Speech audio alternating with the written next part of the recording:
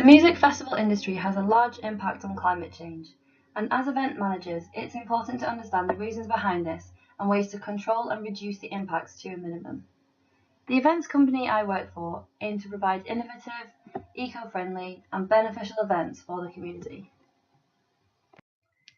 According to NASA, climate change is driven largely by human-made emissions such as increased carbon dioxide into the atmosphere. By 2018, the planet's average surface temperature had already risen by 1.62 degrees Fahrenheit since the late 19th century. The climate changes over the last 30 years significantly changed legislation affecting music festivals. A more pragmatic stance has recently been taken to align strategies with industry research based on climate change. Through better planning, system design, and reduction of energy demand, music festivals can adhere to the new climate-saving laws which came about in 2029 in order to lower the likelihood of natural disasters. The vision from powerful thinking of reducing the overall festival industry emissions by 33% in 2025 has not yet been achieved. Therefore, festivals are at risk of being shut down if they do not comply with the new legislations. Moore suggested that festivals can improve their sustainability and save money from going green. The new laws originated from the annual United Nations Framework Convention on Climate Change and were set to intensify the country's climate protection efforts. Implementation measures such as financing laws mean that every festival is now obliged to donate 20% of its profits to the National Climate Saving Committee, who invest the money into improving the country's carbon footprint. Emission laws have affected the music festival industry in terms of transport and energy use. After the petrol and diesel ban last year, consumers now must travel via public transport or hybrid car sharing. This caused some dissent amongst festival consumers as the transport logistics caused long waiting times. However, new companies have started offering car sharing services. A greener festival grew rapidly after 2025 and are now the market leaders, partnering with the United Nations to create legislation. They now evaluate music festivals worldwide. Those who have reduced their carbon footprint according to the laws have continued. However, hundreds of festivals have now been shut down. Due to the population explosion in 2028, there are now 39 megacities with more than 11 million inhabitants, which corresponds to the United Nations projections in 2018. Many economists predicted that these countries would experience faster than average growth over the coming decades, and they became the next most powerful emerging markets in the world, which was suggested by Pariona. Between the 1990s and early 2000s, BRIC countries were originally projected to be the fastest growing market economies. However, MINT countries saw a significant rise around 2025. Japan, Nigeria, and Indonesia now hold the leading megacities, with the most innovative music festivals in the world. The Western paradigm of the urban transition massively impacted the music festival industry.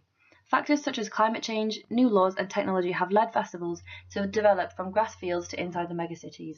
With the industry rapidly expanding, Eastern countries have experienced a divergent pattern of urbanization and westernization, including ideals such as alcoholism. Yigit Kantar suggested that attempts would be made to incorporate and capitalize in the use of smart technologies at live events. 360-degree virtual reality enables an enhanced experience, and Hudson suggest that such advances in technologies give festivals the ability to reach beyond the boundaries of festival grounds,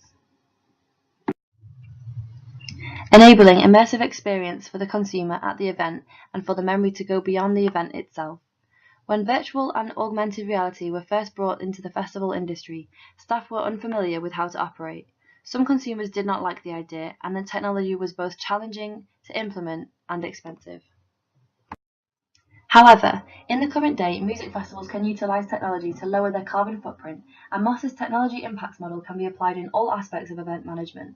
Examples of this is solar paneled energy, digital imagery, and hybrid transport. Replacing the attendance of music festivals completely with the virtual reality alternative eliminates any transport emissions and wastage. Becker believed that expenditures on training is an investment in capital because you cannot separate a person from their knowledge or skills the way it is possible to do so with financial and physical assets. The investment produces people who are innovators in developing new ideas, practices, and solutions, leading to more sustainable growth. Those citizens who grow successfully are named the elite, which links to Florida's creative class theory. He suggests that this group of elites will be highly valuable to a city's sustainability, yet also particularly selective of which city they choose to live in. Megacities now need to break the bonded rationality of the elite group to attract them to live and work in their cities.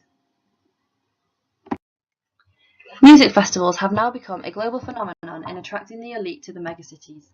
Generation Z have matured with technology. They seek experience, they value conception, innovation, and authentic events. Creativity is now core to the national curriculum, as this is the government's way of training Generation Z to learn about the future of the climate.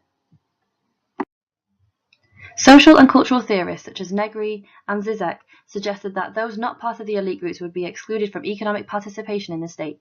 Their predictions became reality in 2036 when disparity in the community grew and riots from lower classes violently erupted.